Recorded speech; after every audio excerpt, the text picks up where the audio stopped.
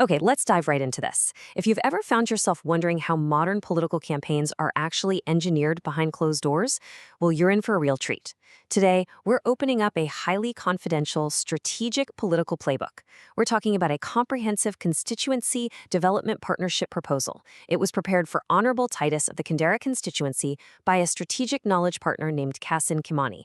So we're going to completely deconstruct exactly how modern political consulting is shifting, moving away from just loud rhetoric and heading toward rigorous, evidence-based strategy. And honestly, looking at this really brings up the ultimate question of modern politics, doesn't it? How do you actually build a political legacy without relying on empty campaign promises? Because we see that a lot, right? Well, this document offers a totally unique, evidence-based pitch to the Kandara constituency. The main argument here is that a leader needs structural and intellectual architecture. They don't just need traditional political branding to make a lasting, tangible impact on their community. They need a real foundation. So here is our roadmap for this explainer. First up, we'll look at a new leadership model. Second, we'll break down Kandara by the numbers. Third, we'll tackle 5 critical challenges they're facing. Next, we'll explore 7 flagship knowledge products. And finally, we'll look at the 90-day execution roadmap. Let's get to it. Section 1. A new leadership model, evidence-based development. Now, the core argument here is a really crucial shift. It's moving from traditional political guesswork to concrete, data-driven statesmanship.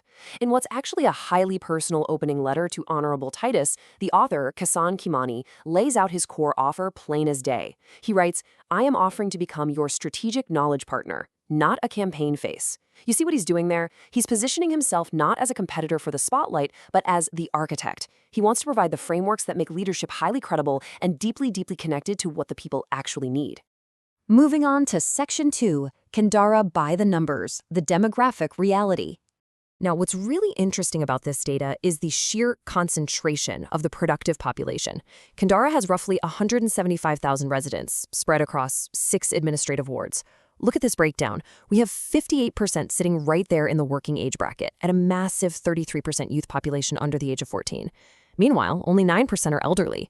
So to an evidence-based strategist, this data immediately screams that a massive acceleration in employment, enterprise opportunities, and education investments aren't just nice-to-haves. They're absolute non-negotiable priorities for the region. And when we look at education specifically, wow, the data reveals a pretty stark reality. On one hand, there's a fantastic primary school enrollment rate of almost 94%. But then there is a dramatic drop-off at the secondary level. It absolutely plummets to just 37.8%. That is noticeably below the national target. This isn't just a random statistic on a page. It points to a massive transition gap. It shows exactly where urgent, highly targeted policy intervention is needed so youth don't just fall through the cracks. It's literally a textbook example of using data to find the leaks in your system. Section 3. 5 critical challenges, the structural headwinds. Okay, so the document outlines 5 interconnected structural problems that are hitting the ground right now. First, there's a severe lack of formal jobs, which is creating a full-blown youth unemployment crisis.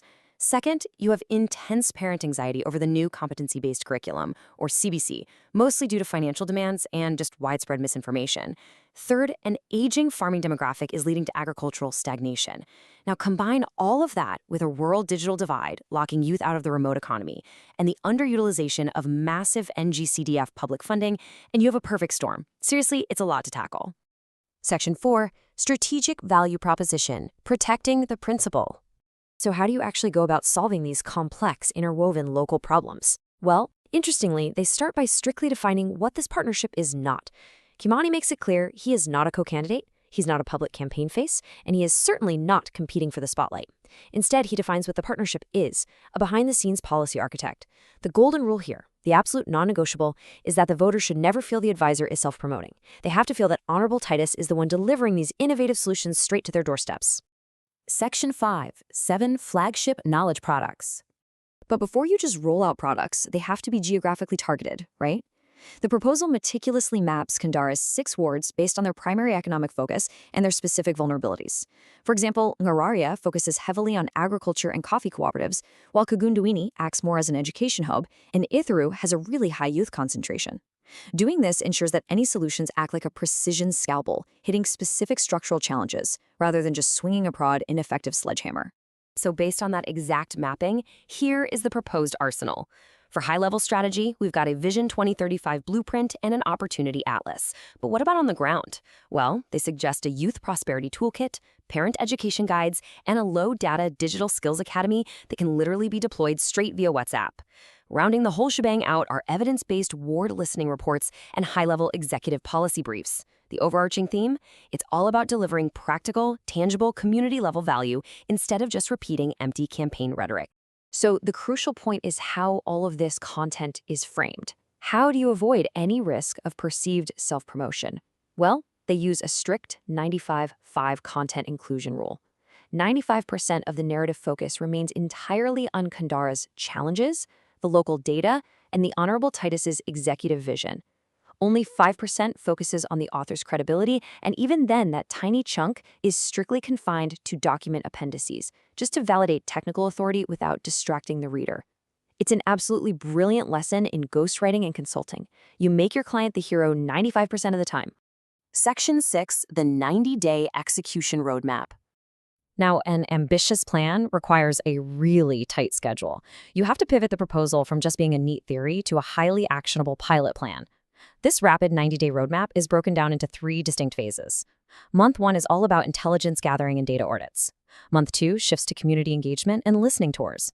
And finally, Month 3 culminates in the grand launch of the Vision 2035 Master Draft. It's fast, but it's structured. And this brilliantly illustrates the level of accountability built right into the proposal. It's genuinely impressive. They aren't just guessing at success and hoping for the best.